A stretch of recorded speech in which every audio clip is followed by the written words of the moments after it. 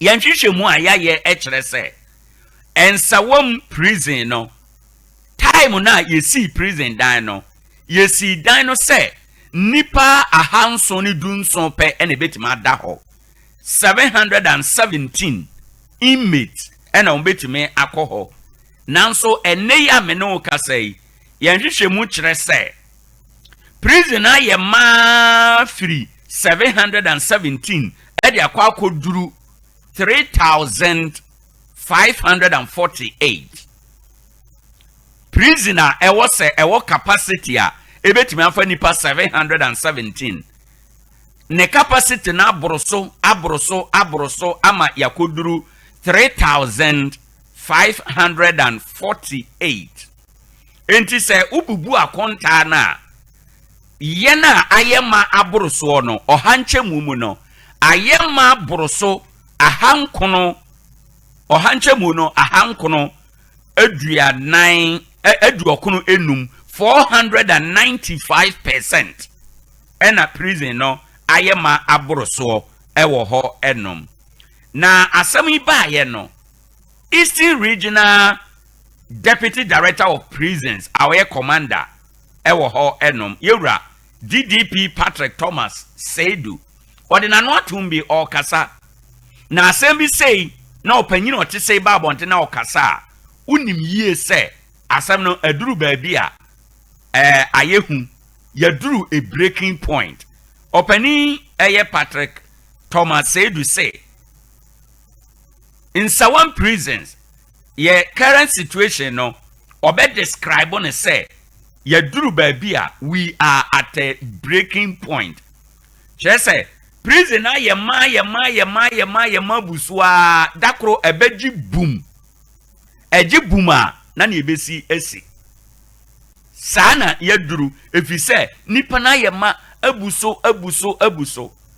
na wo hwe de opani kan na wo ye nhwehwemu wo de toto numbers no eho a ne papa no kan ye nokore prison na ye ma bro na hoden eso ama ebi pefa ho enti yanhwe ya emre bi beba nipa no kora ye de ombekọ no omunya baabi kora na obi de ne nan esi ewo prison ho enom na asem we ya asem a ewo se ye hwe na ye kan na hwan na obeka enyo bia age se assetes ewo SOMPA ena ye beka sa ansem yi if you say obi o obeye na de onkoda mu nti emfa ne ho onya asem bia ye nche no enti prison fo asem emfa ne ho ba no korepa ewo mu ni se enhwehwemu ama ye hunu se prison eye obia second home. Just like hospital,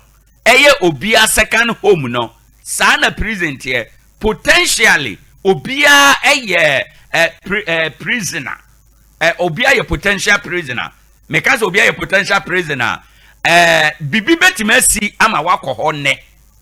Anopa ikura wonamui. Bibi betimesi ama ebedura numere no na ukọ ho enom. Enti obia your potential prisoner. Enti say ye ka prison for asema mani hian. Ade ba ko ye prison ho a ye nhwehwemu ema ye hunu ye se ewo ho a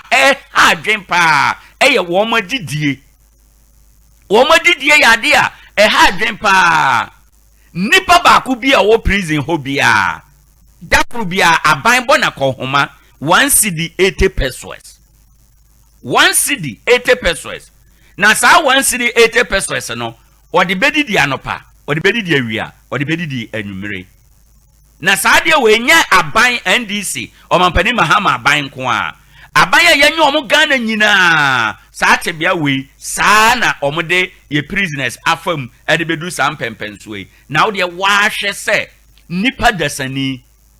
na yawo no bosome yanyinsa no bosome nkono awo no ede nwera akyekyere no pen na asemti yese won koda prison na sa oda prison a yese ye de 1 cedi 80 pesos na ne ene momenka nokre oba oko day nursery oba oko kg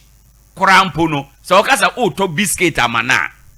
biscuit yesen ewo man Ghana mu na prisoner yama obi 1 cedi 80 pesos nokre omo bia obi ayemfomso enti na yede na akọ ho but in that inform so no ma yenti e do ma ko doesn't mean say omo nipa su ene oni omo nipa ye bia omo ye no afiri omo nsam. We need to treat them with dignity. Nanso oba Ghana Nsawam a enye sa ena ete ewo ho. Yanhwehwe mu ma yehunu bio se afi 2025 parliament eku a ohwe nipa fa ahode so parliamentary committee a omo hwe human rights so omo koye inspection ewo prisons na omo conclude say prison hot bia no enye tebia papa edan a ewo say nipa 20 ena dam ewo prison ho no obekọ na nipa 400 ena da sa dan no mu. Imagine tebia no etesen ewo ho enom emu basa emu fi tantantan ena nipa egum sabe edan bi kura ye tese de a wankasa ofie kura no se waponche kura na waboa na ade ne tom a ka wo be kura mu ansa wo de na atom enso omo ni baabi nti no omo nyina egum a omo de eye adwuma we aka ho bi ama eba ho no ma se yade tu atese a efore nipa bebre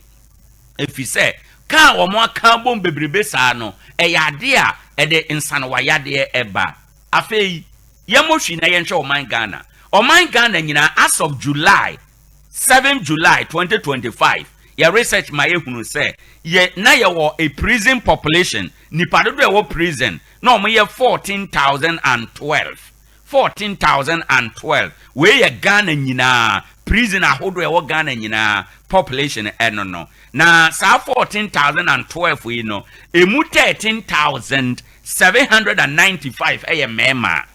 ena emu 217 eye emma na tese emma na de ntanko prison kese tese emma nto hwemu a Ghana no we ratio no a emma 64 gina ho a ana uyi oba prison abako gina ho a ene emma 64 ena ebe size so na tese emma de ntanko prison kese se emma na oba Nsawam sese ya sesi aye kase yi no emma ehonom no ye wo emma prisoners ahanu 200 female prisoners ena ewo ho